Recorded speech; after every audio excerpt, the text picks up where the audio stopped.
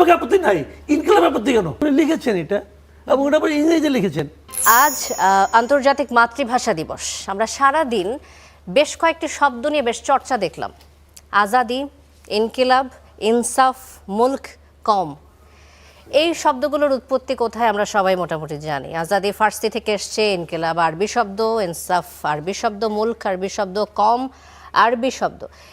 এই শব্দগুলো আন্তর্জাতিক মাতৃভাষা দিবসে এই যে আলোচনা চর্চা চলছে, মূলত 5ই আগস্টের পর থেকে আমরা দেখলাম এই শব্দগুলো বেশ আমাদের মুখের ভাষায় চলে এসছে। রাজনৈতিক দলগুলো, সবগুলো রাজনৈতিক দল নয়, বিশেষ করে নির্দিষ্ট কিছু রাজনৈতিক দলের মধ্যে বেশি চর্চা হয়েছে শব্দগুলো।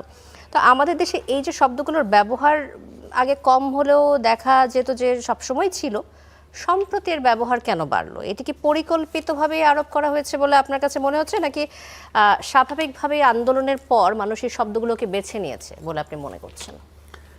না, এটা আমি মনে করি শোন, এগুলো না ধরেন বিদেশি শব্দ, কিন্তু বিদেশি শব্দ সব ভাষাতে আছে, আমাদের ভাষাতেও আছে।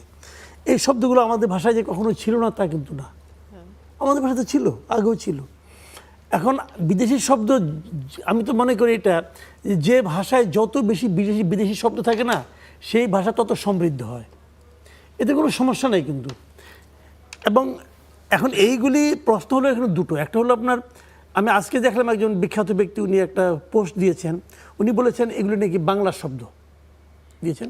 এটা খুব আপত্তিকর, এটা বাংলা শব্দ না, এটা বিদেশি শব্দ। বাংলা ভাষায় বিদেশি শব্দের, যেমন এটা আপনার আমরা মগ বলতেছি, বিদেশি শব্দ, গ্লাস বিদেশি শব্দ, টেবিল চেয়ার বিদেশি শব্দ, কিন্তু এটা বাংলা ভাষায় এটা প্রয়োগ হয়, কিন্তু প্রয়োগ হওয়াটা অন্যায় না। কাজে বিদেশি শব্দ বিদেশি শব্দই পৃথিবীর সব ভাষায় আছে, কিন্তু এটাকে বাংলা শব্দ হিসেবে যারা দাবি করেন তারা মূর্খতার পরিচয় দেন, এটা অন্য চ্যাপ্টার।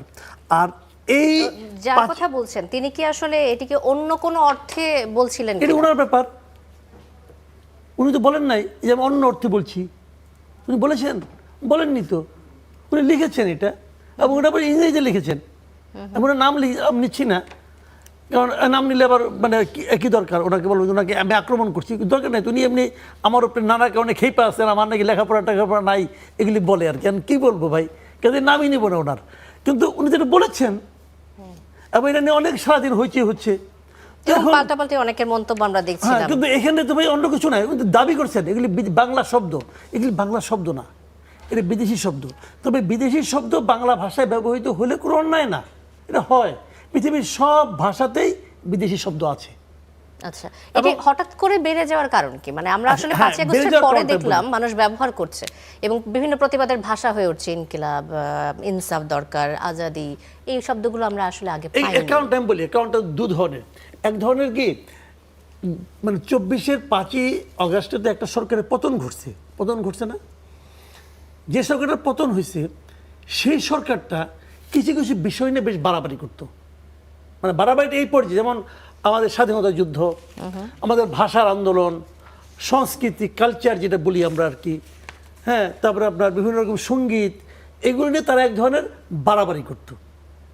ওই বাড়াবাড়ির বিপরীত একটা মানে আপনার হিসেবে, মানে প্রমাণ হিসেবে এই শব্দগুলি, তখন যখন সরকারের পতন ঘটলো তখন এগুলি বেড়ে উঠলো। যেমন আগে ইনকিলাব, তুমি ইনকিলাব জিন্দাবাদ বলতে পারবে না, এই যে এক ধরনের মানসিকতা ছিল আগের সরকারে।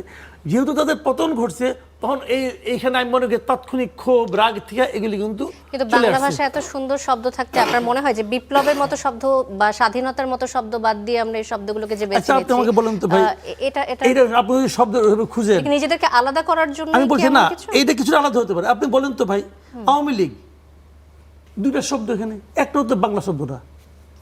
আওয়ামী লীগ বাংলা শব্দ? বাংলা শব্দ না তো। ভালো পত্রিকা আছে ইত্তেফাক, বাংলা শব্দ না। আপনি ইত্তেফাকে আপত্তি নাই, ইনকিলাবে আপত্তি কেন? আচ্ছা, আমি বললাম ইত্তেফাকে আপত্তি নাই, ইনকিলাবে আপত্তি কেন? ভাই শব্দ নিয়ে এত মাতামাতি করার কোনো দরকার নেই, এত ব্যাখ্যার দরকার নাই। কারণ আমার কথা হলো এই শব্দগুলো আমি বুঝি কিনা, দ্যাট ইজ দ্য পয়েন্ট। আমি ইনকিলাব বইলে নিয়ে আমি কি করতেছি, দ্যাট ইজ দ্য পয়েন্ট। আমি ওই যে শব্দ নিয়ে মাতামাতি করি, ওই যে এটা বলে না যে লক্ষ্য রেখে উপলক্ষ নিয়ে টানাটানি, দরকার নেই তো। আপনি মূল বৃক্ষ ধরে টানাটানি করেন, ওই শাখা পোশাখা নিয়ে মাতামাতি করে অহেতুক সময় নষ্ট করবেন।